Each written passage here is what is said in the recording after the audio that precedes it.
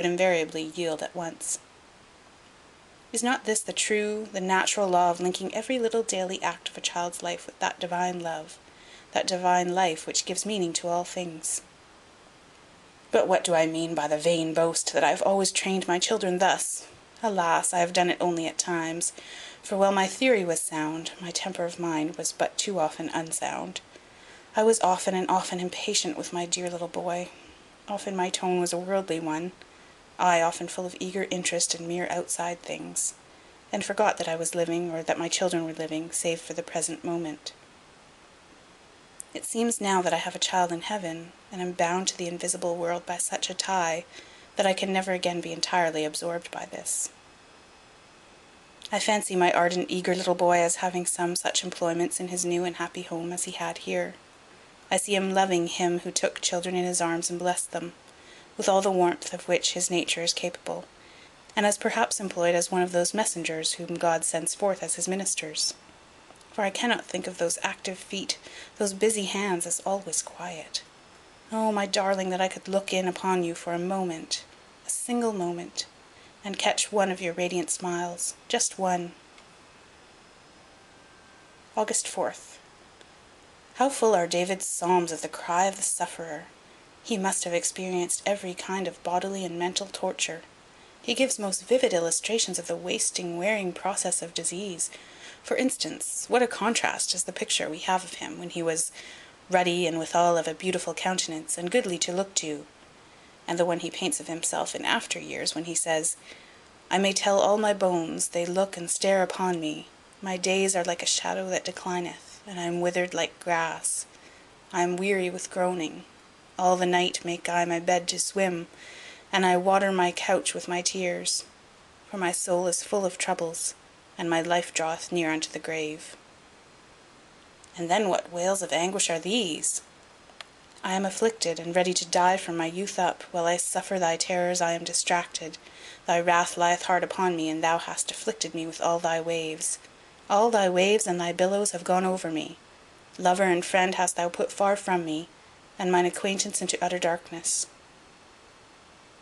Yet through it all what grateful joy in God! What expressions of living faith and devotion! During my long illness and confinement to my room, the Bible has been almost a new book to me, and I see that God has always dealt with his children as he deals with them now, and that no new thing has befallen me. All these weary days so full of languor, these nights so full of unrest, have had their appointed mission to my soul.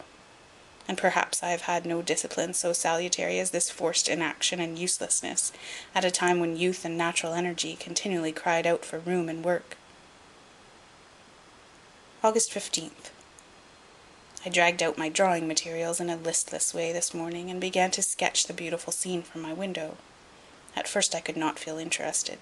It seemed as if my hand was crippled, and lost its cunning when it unloosed its grasp of little Ernest, and let him go. But I prayed as I worked that I might not yield to the inclination to despise and throw away the gift with which God has himself endowed me. Mother was gratified, and said it rested her to see me act like myself once more. I have been very selfish, and have been too much absorbed with my own sorrow and my illness and my own petty struggles. August 19th. I met today an old friend, Maria Kelly, who is married, it seems, and settled down in this pretty village.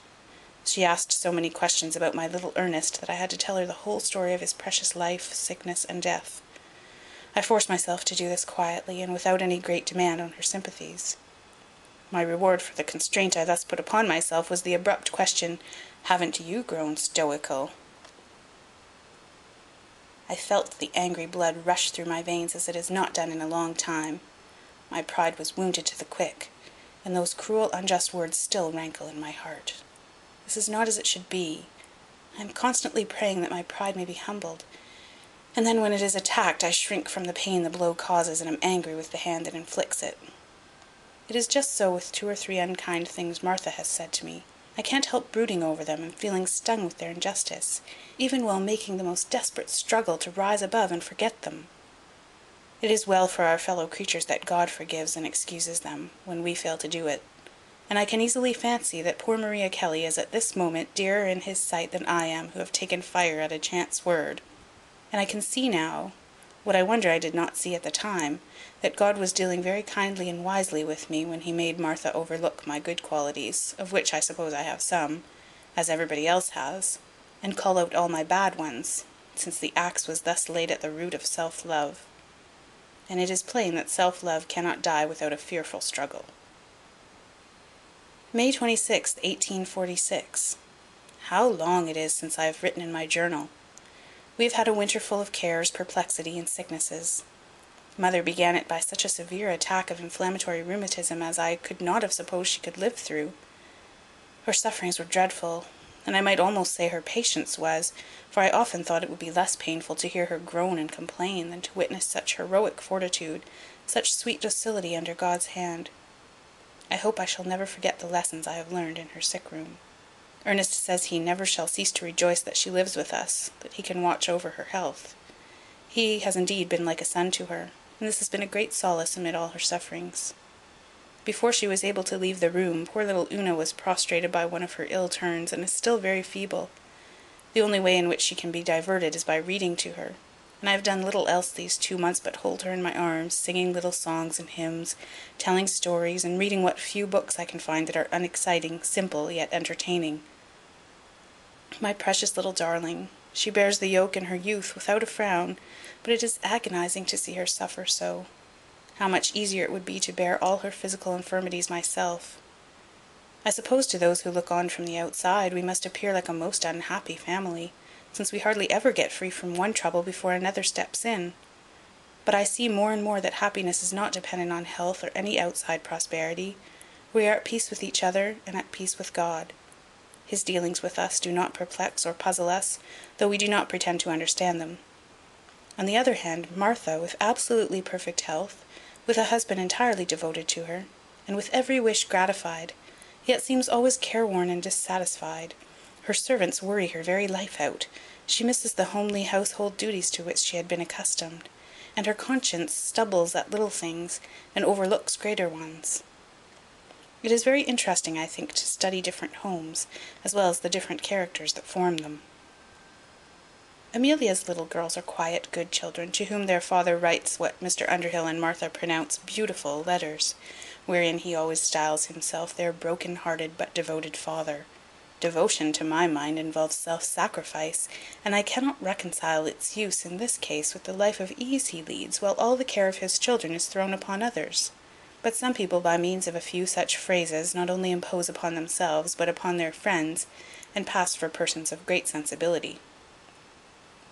As I have been confined to the house nearly the whole winter, I have had to derive my spiritual support from books, and as mother gradually recovered, she enjoyed Leighton with me, as I knew she would. Dr. Cabot comes to see us very often, but I do not now find it possible to get the instruction from him I used to do. I see that the Christian life must be individual, as the natural character is, and that I cannot be exactly like Dr. Cabot, or exactly like Mrs. Campbell, or exactly like mother, though all three stimulate and are an inspiration to me. But I see too that the great points of similarity in Christ's disciples have always been the same. This is the testimony of all the good books, sermons, hymns, and memoirs I have read, that God's ways are infinitely perfect, that we are to love him for what he is, and therefore equally as much when he afflicts as when he prospers us.